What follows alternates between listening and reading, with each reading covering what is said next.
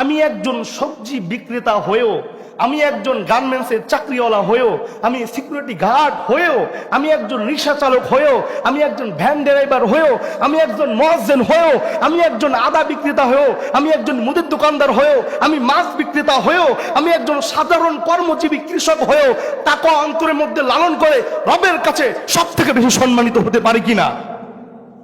এজন্য কি আমাকে বড় টাকাওয়ালা হতে হবে? মানুষের কাছে সম্মান পাওয়ার জন্য মানুষ দেখে কার বেশি টাকা, আর আল্লাহর কাছে সম্মান পাওয়ার জন্য আল্লাহ দেখেন কার বেশি তাকওয়া। কথা ঠিক কিনা? এটা হলো আল্লাহর হিসাব, ঠিক না? এজন্য আল্লাহ বলছেন ওয়াইদা খাতাবাহুমুল জাহিলুনা ক্বালু সালামা, ওয়াইদা খাতাবাহুমুল জাহিলুনা ক্বালু সালামা। আর যখন খারাপ মানুষ তোমার সাথে ঝামেলার মধ্যে লিপ্ত হবে, তুমি যেহেতু বংশ মর্যাদাপূর্ণ একটা মানুষ, তুমি যেহেতু ভালো মানুষ, তোমার অন্তরের মধ্যে যেহেতু রাসূল সাল্লাল্লাহু আলাইহি সাল্লামের সুন্নাত তুমি লালন করো, তুমি যেহেতু আল্লাহকে ভয় করো, তুমি যেহেতু মনে করো তুমি জান্নাতে যাইবা, তুমি যেহেতু মনে করো আল্লাহর আনুগত্য তোমার অন্তরের মধ্যে লালন কইরা তুমি মৃত্যু পর্যন্ত এইভাবে থাকবা, তোমার জন্য আবশ্যক হলো, তোমার জন্য করণীয় হলো ওই খারাপ মানুষের সাথে তুমি ঝগড়ায় লিপ্ত হবা না। কথা ঠিক না ঠিক? এই কথা একজন বলেছেন, চিল্লায় বলেন, তিনি কে? রব্বুল আলামিনের পরে বলেন ওয়াল্লাযীনা ইয়াবিতুনা লিরাব্বিহিম সুজদান ওয়া কিয়ামা। কই যায়? কই যায়? ওঠা যাবে না। সবাই রাজি আছেন ইনশাআল্লাহ? চিহ্নিত করে রাখবো। রাগ করতেছেন?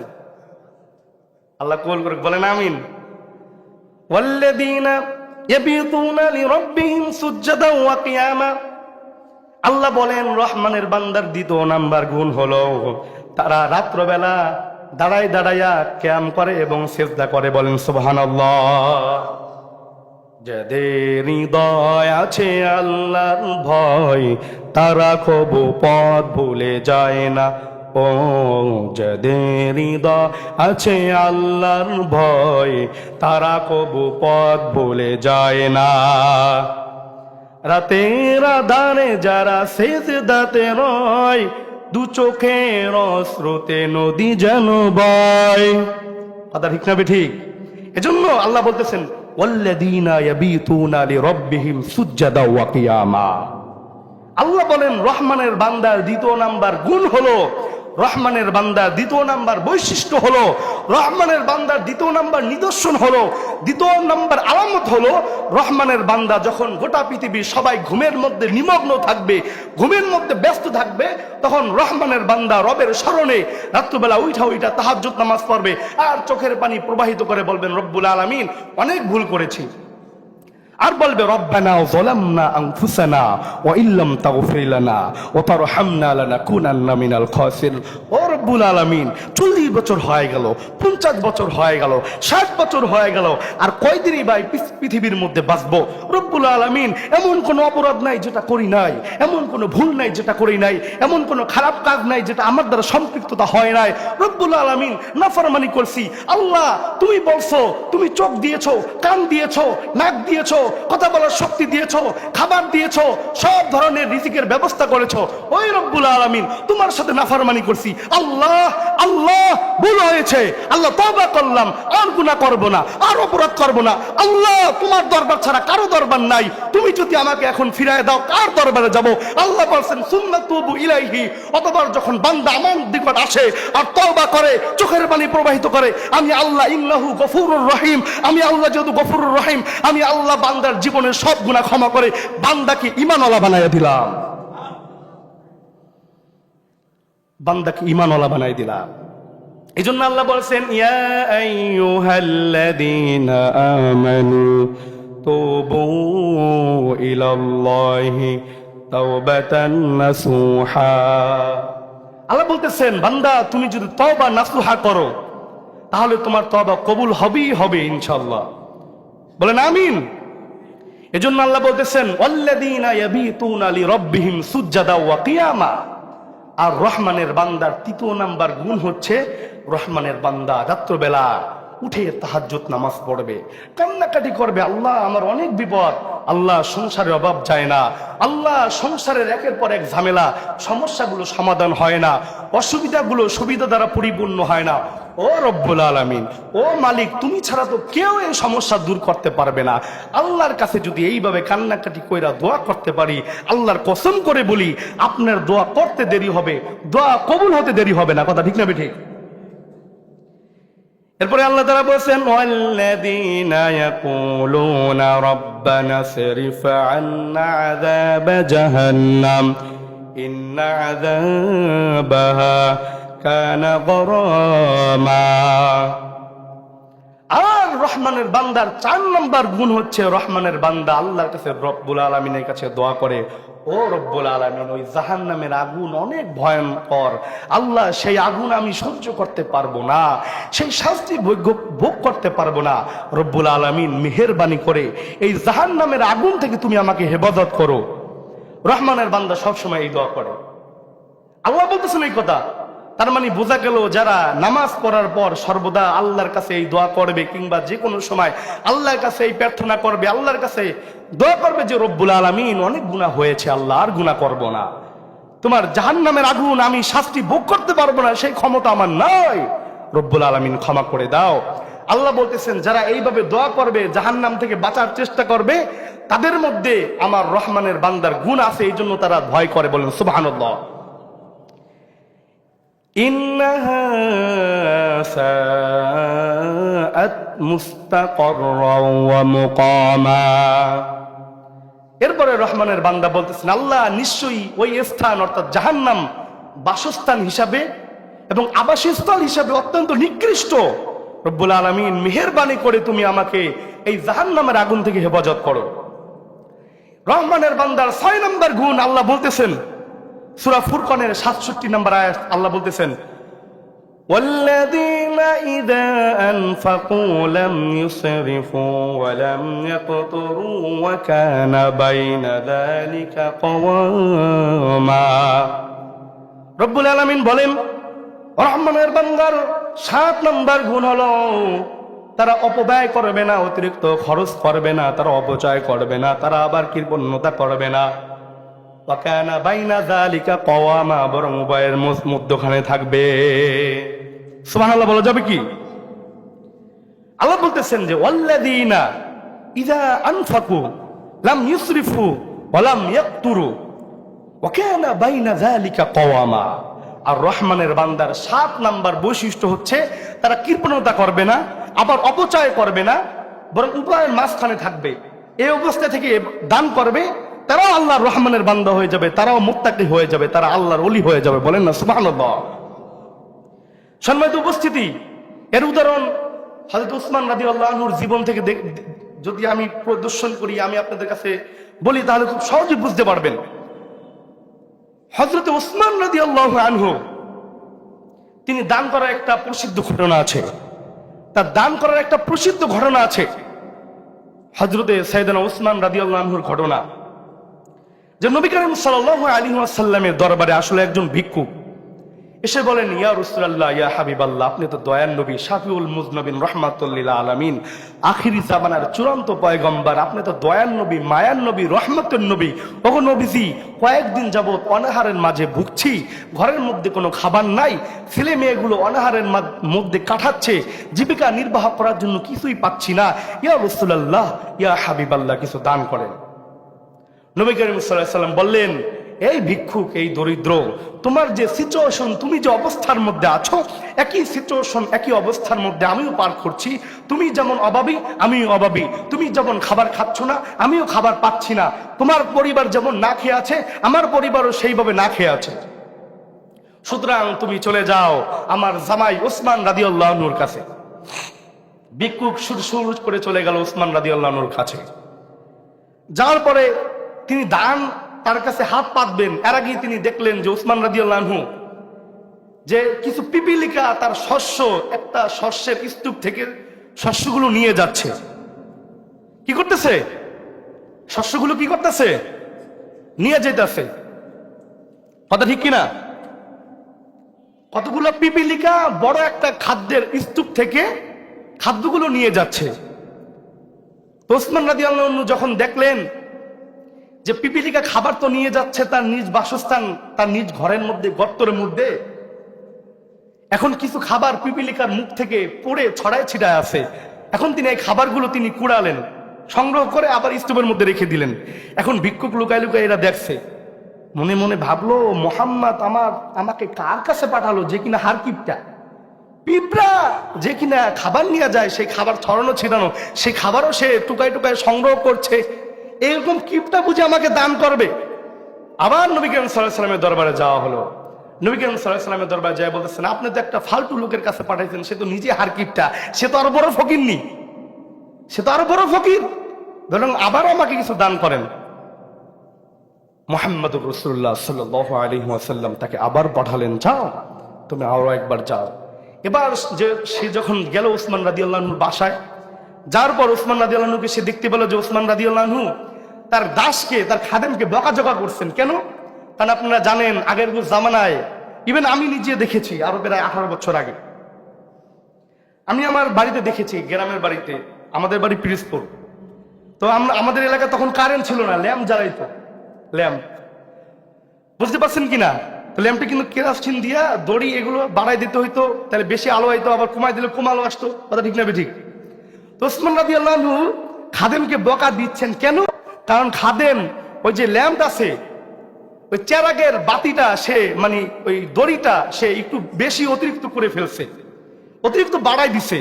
এই বাড়াই দেওয়ার কারণে আলো বেশি হচ্ছে, তেল বেশি খরচ হবে, এজন্য বকাঝকা করতেছে ওসমান রাদিয়াল্লাহু আনহু খাদেমকে। এই সিচুয়েশনে এই কথাগুলো ফকির দেখছে, লুকায় লুকায় দেখে আসে, আবার গেছে গা, ভাইয়া রাসূলুল্লাহ আপনি এগুলো বাদ দেন, একটা ফালতু লোকের কাছে আমার পাঠাইলেন, আর কাউকে আপনি খুঁজে পান না, আর কাউকে খুঁজে পান না। নবী করিম সাল্লাল্লাহু আলাইহি ওয়াসাল্লাম বললেন, তুমি আবারও যাও। এবার সে তৃতীয়বার যায় দেখে যে ওসমান রাদিয়াল্লাহু আনহুর বিশাল বড় একটা তুলার স্তূপ আছে, যে আমরা ল্যাব বানাই, তোষক বানাই, বালিশ বানাই, যে তুলা আছে না, সেই তুলার বিশাল একটা স্তূপ ওসমান রাদিয়াল্লাহু আনহুর নিজস্ব ছিল। তো বাতাসে দেখবেন তুলা রাখলে উড়ে যায়, যেমন তুলা গাছ কিন্তু কাঁটাযুক্ত, ঠিক কিনা? তা আমরা দেখেছি তুলা গাছে পুরা এলাকায়, একটা তুলা গাছ হলে কিন্তু পুরা এলাকায় তুলা উঠতে উঠতে সব গাছ ভরে যায়, কারণ তুলা প্রচুর পরিমাণ উড়ে উড়ে এক জায়গা থেকে অন্য স্থানান্তরিত হয়ে যায়, কথা ঠিক কিনা? উপস্থিতি বোঝার চেষ্টা করেন। এখন সে এসে দেখলো যে ওসমান রাদিয়াল্লাহু আনহু কিছু ছড়ানো ছিটানো তুলা, সে এসে আবার টোকায় টোকাইয়া কুড়ায় কুড়াইয়া আবার সে নিজের স্থানে রাখলো।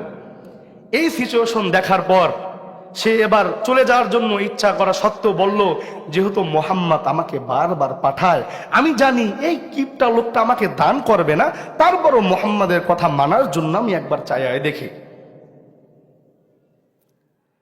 এখন ওসমান রাদিয়াল্লাহু আনহুর কাছে বলছেন, ওসমান আপনি যদিও কিপটা, যদিও কৃপণ আমি জানি, তারপরও আমাকে আপনার জামাই মুহাম্মদুর রাসূলুল্লাহ সাল্লাল্লাহু আলাইহি ওয়াসাল্লাম, আপনার শ্বশুর মুহাম্মদুর রাসূলুল্লাহ সাল্লাল্লাহু আলাইহি ওয়াসাল্লাম আমাকে পাঠিয়েছে আমাকে কিছু দান করার জন্য।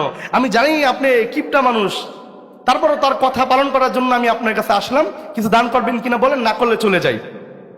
ওসমান রাদিয়াল্লাহু আনহু বলছেন, তুমি আসছো, তোমাকে কে পাঠিয়েছে? মুহাম্মদুর রাসূলুল্লাহ সাল্লাল্লাহু আলাইহি ওয়াসাল্লাম। তুমি এমন একজন ব্যক্তির পক্ষ থেকে প্রতিনিধিত হয়ে এসেছো, আমি সব সম্পত্তি যদি তোমাকে দিই তারপর আমার কিছু হবে না, এই ঋণ পরিশোধ করা হবে না, বলেন সুবহানাল্লাহ। তখন ওসমান রাদিয়াল্লাহু আনহু বললেন, তোমার কি লাগবে? কয় কিছু শস্য দিলেই হবে। যদি বড় একটা উট দিই, সুটামদের অধিকারী শক্তিশালী যদি একটা উট দিই, সব থেকে সুন্দর সুটামদের অধিকারী যদি সুন্দর একটা উট তোমাকে উপহার দিই কেমন হবে? তাহলে তো আলহামদুলিল্লাহ, নুরুন আলা নূর, নুরুন আলা নূর, তাহলে বলতেই নয়, আর কি লাগবে? আলহামদুলিল্লাহ, এটাই আমি সন্তুষ্ট, আর কিছু লাগবে না আমার। তখন ওসমান রাদিয়াল্লাহু আনহু বললেন যে আমার ওই যে খামারের মধ্যে বিশাল বড় একটা উট, সুটামদের অধিকারী শক্তিশালী অনেক সুন্দর চেহারা বিশিষ্ট উটটা তুমি নিয়ে যাও। ওসমান রাদিয়াল্লাহু আনহুর এই কথা শুনে এখন ওই ফকির সুন্দর উটটা তিনি নিয়ে যাইতেছেন। আপনারা জানেন যে যে গরুটা বেশি শক্তিশালী হয় কিংবা যেটা বয়স্ক হয়, ওই গরুটার কিন্তু সবে অনুসরণ করে, ঠিক কিনা? অথবা যে উট বেশি শক্তিশালী হয়, যে বেশি চালাক চতুর হয়, যে উটটা বেশি সুটামদের অধিকারী হয়, ওই উটের পিছনে পিছনে অন্য অন্য উট কিন্তু চলাফেরা করে। এখন ওসমান রাদিয়াল্লাহু আনহুর কথা অনুযায়ী ওই ফকির ব্যক্তি যখন উটটা নিয়ে রওনা হলো, তখন দেখতে পেল উটের পিছনে পিছনে অন্য উটগুলো সওয়ারি হলো। তখন ওই ফকির ব্যক্তি বলল, ওসমান, আপনি তো আমাকে একটা উট দিয়েছেন, কিন্তু যেহেতু এই উটটা সব উটের সর্দার, সব উটের নেতা, এজন্য তাকে নিয়ে যাচ্ছে, তার পিছনে পিছনে সবগুলো অনুসরণ করতে শুরু করলো। ওসমান রাদিয়াল্লাহু আনহু বললেন, এগুলোও নিয়ে যাও, এগুলোও তোমার। বলেন সুবহানাল্লাহ। এটা আয়াত থেকে বোঝা যায়, ঠিক কিনা? ওয়াল্লাযীনা ইযা আনফাকু লাম ইয়াসরিফু লাম ইউসরিফু ওয়া লাম ইয়াকতুরু ওয়া কানা বাইনা যালিকা কওয়ামা। আর রহমানের বান্দার 7 নাম্বার বৈশিষ্ট্য হচ্ছে তারা অতিরিক্ত খরচ করে না, অপব্যয় করে না, তারা কৃপণতা করে না, ঠিক না? ওসমান রাদিয়াল্লাহু আনহু এই যে তুলাগুলো দেখলেন চলে যাচ্ছে, তিনি এনে রাখলেন, কৃপণতা, অপব্যয় করেন নাই, অপচয় করেন নাই। আবার ওসমান রাদিয়াল্লাহু আনহু যখন কেউ তার কাছে সাহায্যের জন্য আসলেন, তখন তিনি উটের একটা পাল তাকে গিফট করে দিলেন। এই আয়াত থেকে আমরা এবং এই ঘটনা থেকে খুব সহজেই বুঝতে পারলাম যে দান করার ক্ষেত্রে কৃপণতা করা যাবে না, আবার অপচয় করা যাবে না, যে কোনো ক্ষেত্রে। এই যে দেখেন বর্তমানে ইহুদি নাসারাদের একটা তাদের কালচার কি? তাদের কালচার হচ্ছে, তাদের সিস্টেম হচ্ছে, তাদের নিয়ম হচ্ছে, তাদের পদ্ধতি হচ্ছে, তারা খাবার খাবে, তবে খাবার খাওয়ার পর তারা খাবার কিছু রেখে দিবে। কথা ঠিক কিনা? তারা মনে করেন মাংস খাবে, হাড্ডিগুলো রেখে দিবে, হাড্ডির সাথে কিছু মাংস থাকবে, এটা তাদের স্টাইল। কথা ঠিক কিনা? এরকম ভাবে তার রেস্টুরেন্টে খায়, পেটের মধ্যে ক্ষুধা থাকার পরেও খাবার খাওয়ার পর কিছু খাবার রেখে দেয়, এটা তাদের ফ্যাশন স্টাইল। কথা ঠিক কিনা? চা খায়, দেখবেন চা একটু রেখে দেয়। এই নিয়ম কিন্তু মুসলমানের না, এই নিয়ম ইহুদি খ্রিস্টানদের। কথা ঠিক কিনা? ইহুদি খ্রিস্টানরা আমাদের মধ্যে এই নিয়ম শিখাই দিচ্ছেন, আমাদের মধ্যে ঢুকাই দিচ্ছেন এই নিয়ম। এই যে আপনারা বাম হাতে ঘড়ি পড়েন, এই নিয়ম কিন্তু মুসলমানের না, এই নিয়ম ইহুদি খ্রিস্টানদের। রাসূল সাল্লাল্লাহু আলাইহি ওয়াসাল্লাম বলেছেন, সব কাজ, ভালো কাজ ডান হাত দিয়ে তোমরা করবা। সুতরাং ঘড়ি পড়তে হবে ডান হাতে, আংটি পড়তে হবে ডান হাতে। কিন্তু ইহুদি খ্রিস্টানরা আমাদেরকে শিখিয়েছে বাম হাত দিয়ে এগুলো করাতে। কথা ঠিক কিনা? সম্মানিত হাজিরিন, এজন্য নবী করিম সাল্লাল্লাহু আলাইহি ওয়াসাল্লাম বলেন, মান তাশাব্বাহা বিকওমিন ফাহুয়া মিনহুম, মান তাশাব্বাহা বিকওমিন ফাহুয়া মিনহুম। যে সম্প্রদায়ের সাথে যার সাদৃশ্যতা থাকবে, যার সাথে যার মহাব্বত, তার সাথে তার কিয়ামত। আপনি যদি একজন আলেমের সাথে ভালোবাসা স্থাপন করেন, সৃষ্টি করেন, তাকে অনুসরণ করে নিজের জীবনকে পরিচালনা করেন, ওই আলেমের সাথে আপনার হাসর নাসর হবে। আপনার চুল কাটার স্টাইল, আপনার চলাফেরা করার স্টাইল, আপনার আন্তর্জাতিক জীবন, আপনার প্রত্যেকটা জীবন যদি মুহাম্মদুর রাসূলুল্লাহ সাল্লাল্লাহু আলাইহি ওয়াসাল্লামের সুন্নাত অনুযায়ী হয়, তাহলে মুহাম্মদুর রাসূলুল্লাহ সাল্লাল্লাহু আলাইহি ওয়াসাল্লামের সাথে আপনি জান্নাতে যাবেন। আর যদি আপনার চলাফেরা হয় ওই মেসির মতন, আপনার চুল কাটার স্টাইল হয় কোনো নায়কের মতন, আপনার কাজকর্ম হয় কোনো গায়কের মতন, আপনার চলাফেরা স্টাইল হয় ইহুদি খ্রিস্টানদের মতন, ইহুদি খ্রিস্টানরা যেখানে যাবে আপনারা সেখানে যাবেন। ইহুদি খ্রিস্টান জাহান্নামে গেলে আপনিও যাবে জাহান্নামে। কথা ঠিক কিনা? এখন আপনি ডিসাইড করবেন, আপনি সিদ্ধান্ত গ্রহণ করুন, আপনি রাসূলুল্লাহ সাল্লাল্লাহু আলাইহি ওয়াসাল্লামের আদর্শ গ্রহণ করবেন নাকি ইহুদি খ্রিস্টানদের বিধান অনুযায়ী নিজের জীবনকে পরিচালনা করবেন, তাদের অপসংস্কৃতি নিজের জীবনে ফিট করবেন। এটা এখন আপনি ডিসাইড করবেন। নবী করিম সাল্লাল্লাহু আলাইহি ওয়াসাল্লাম বলেন, দান করার প্রায় 10টা ফজিলত। সুবহানাল্লাহ বলেন। 1 নাম্বার হচ্ছে দান করার সাথে সাথে রব্বুল আলামিন সওয়াব বৃদ্ধি করে দেয়। বলেন সুবহানাল্লাহ। মান আনফাকা নাফাকাতান ফি সাবিলিল্লাহ কুতিবা লাহু 700। বলেন সুবহানাল্লাহ। যে ব্যক্তি আল্লাহর রাস্তায় আল্লাহকে খুশি করার জন্য 1 টাকা দান করে, আল্লাহ পাক রব্বুল আলামিন ওই বান্দার আমলনামায় 700 গুণ বেশি নেকি দান করে। আর যে কত বেশি দান করতে পারেন সেটা আল্লাহই ভালো জানেন, আল্লাহু আলামু, এ বিষয়ে কেউ জানে না। কথা ঠিক না ঠিক? তাহলে দান করলে সব একজন বৃদ্ধি করেন, তিনি কে? দান করার মাধ্যমে সম্পদের মধ্যে বরকত হয়। সম্পদের মধ্যে কি হয়? বরকত হয়। এই বরকত জিনিসটা দেখা যায় না। দেখা যায়? রাগ করতেছেন, শরীরটা ঝাঁকি মারেন, ঝাঁকি মারেন। সবাই রাজি আছেন ইনশাল্লাহ? চলে যাবেন, কি হাত দেখান, আল্লাহ কবুল করুক, বলেন আমিন।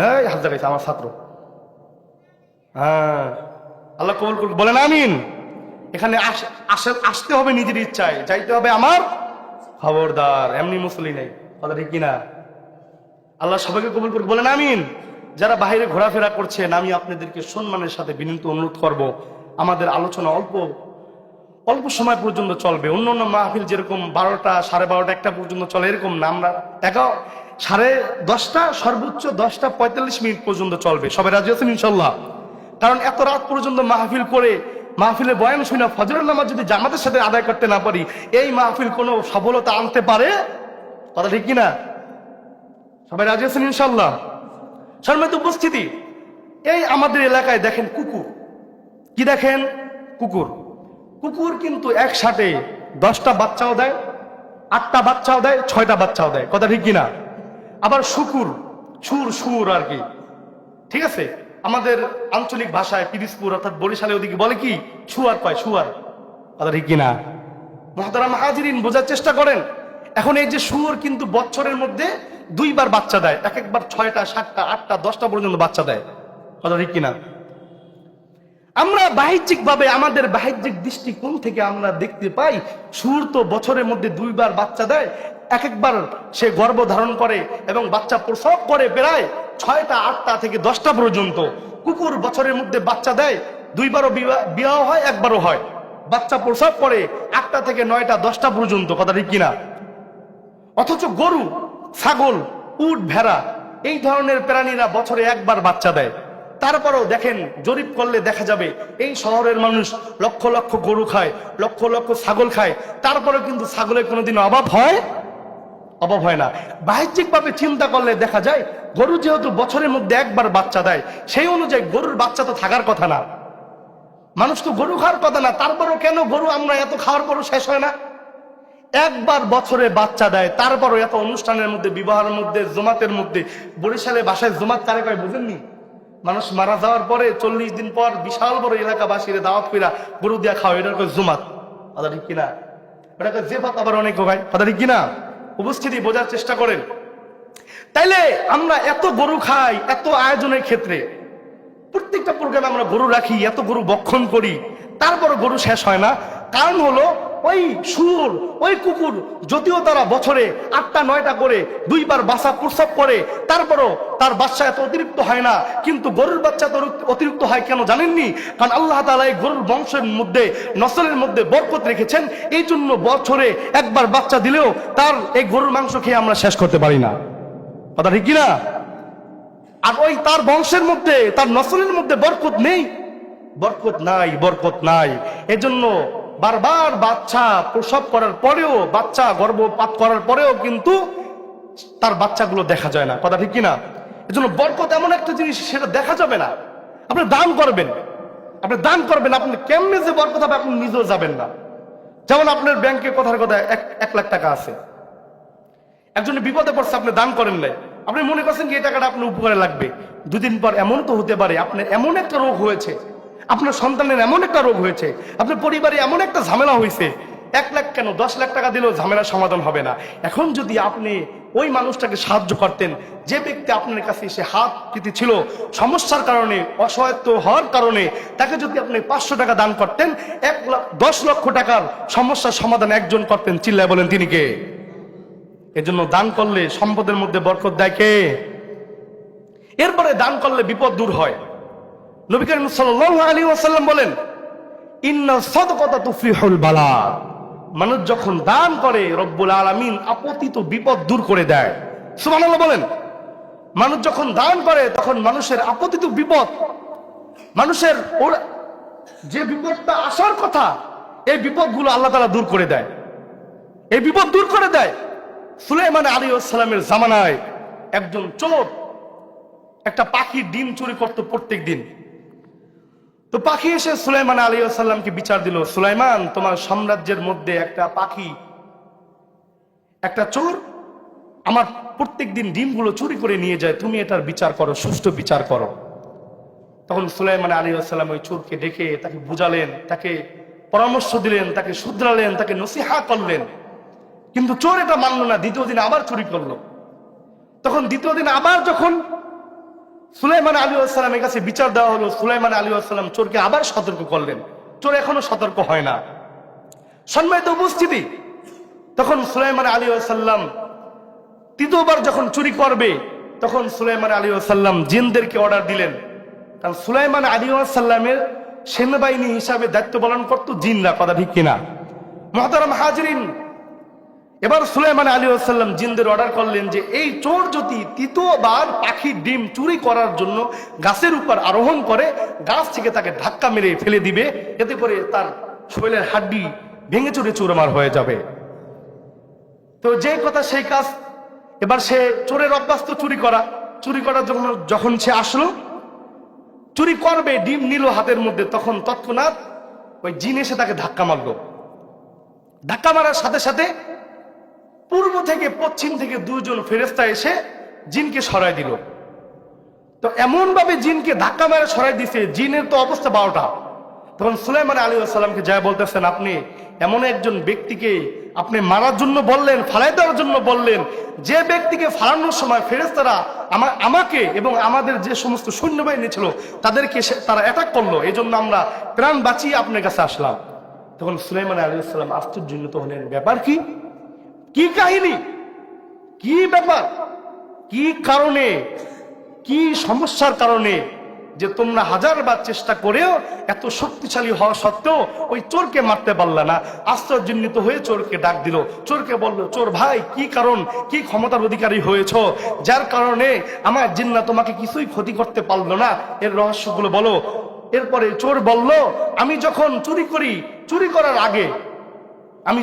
আগে কিছু মানুষকে দান করি, ঠিক প্রতিদিনের ন্যায় নিয়মতান্ত্রিক ভাবে। আজকে একজন অসহায় মানুষ আমার কাছে এসে হাত পেতেছিল, এজন্য আমি তাকে দান করেছি। আল্লাহ তাআলা হয়তো আমাকে এজন্য ক্ষমা করে দিয়েছেন। সুলাইমান আলাইহিস সালাম বলেন, তুমি ঠিক বলেছো। কোন ব্যক্তি যখন আল্লাহকে খুশি করার জন্য আল্লাহর রাস্তায় দান করে, আল্লাহর প্রতিষ্ঠানে দান করে, এতিমখানায় দান করে, অসহায় মানুষকে দান করে, তখন আল্লাহ তাআলা আপতিত বিপদ দূর করে দেয়। কথা বুঝতে পারছি কিনা? এজন্য নবী করিম সাল্লাল্লাহু আলাইহি ওয়াসাল্লাম বলেন, ইন্না সাদকাতা তুফলিহুল বালা। যখন মানুষ সাদকা করে, দান করে, মানুষকে সাহায্য করে, তখন আল্লাহ তাআলা বালা মুসিবত সব দূর করে দেয়, সব দূর করে দেয়। এরপরে যে ব্যক্তি দান করে, আল্লাহ তাআলা ওই ব্যক্তিকে জাহান্নাম থেকে মুক্ত করে দেয়। বলেন সুবহানাল্লাহ। দুইজন ফেরেশতা পৃথিবীর মধ্যে প্রত্যেক দিন আসে। একজন ফেরেশতা বলে, আল্লাহ, যারা দান করলো তোমাকে খুশি করার জন্য, কোনো অসহায় মানুষকে, কোনো বিপদে পড়া ব্যক্তিকে, কোনো মসজিদে, কোনো মাদ্রাসায়, রব্বুল আলামিন এমন মানুষদেরকে তুমি ক্ষমা করে দাও, এমন মানুষদের তুমি ক্ষমা করে দাও।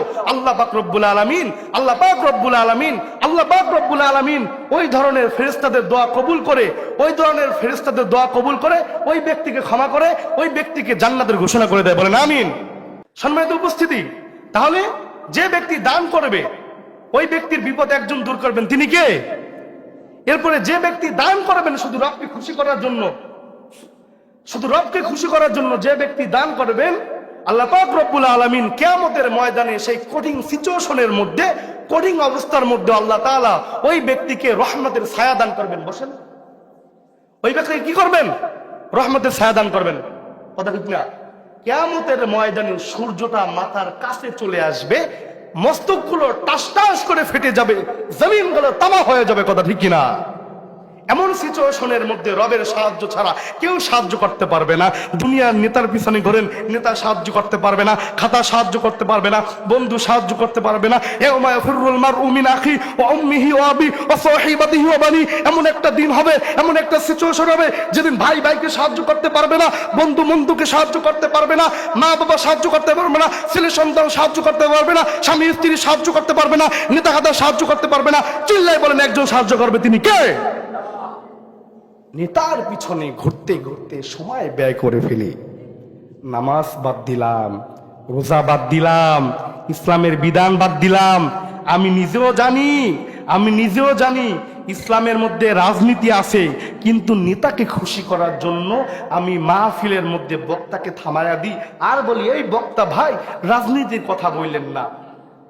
এটা কিন্তু আমি নিজেও জানি যে রাজনীতি কোরআনের মধ্যে আছে, তারপরে আমি কেন বক্তাকে আমি নিষেধাজ্ঞা করলাম? নেতাকে খুশি করার জন্য, দলকে খুশি করার জন্য। আল্লাহর কসম করে বলি, ওই দল তোমাকে বাঁচাইতে পারবে না, ওই নেতা তোমাকে বাঁচাইতে পারবে না। বাঁচাইতে পারবে একজন, তিনি কে? কথা ঠিক কিনা? উপস্থিতি বোঝার চেষ্টা করেন। এজন্য রব্বুল আলামিনের প্রতি আমরা পরিপূর্ণ বিশ্বাস স্থাপন করব। আর যে ব্যক্তি দান সদকা করবে নিয়মতান্ত্রিক ভাবে, মানুষকে, অসহায় যে মানুষ তাদেরকে সাহায্য করবে, মসজিদে দান করবে, এতিমখানায় দান করবে, যে ব্যক্তি দান করবে, আল্লাহ পাক রব্বুল আলামিন কিয়ামতে সেই কঠিন সিচুয়েশনের মধ্যেও তাকে আরশের ছায়া কুদরতি ভাবে দান করবে। এ জোরে বলেন না সুবহানাল্লাহ।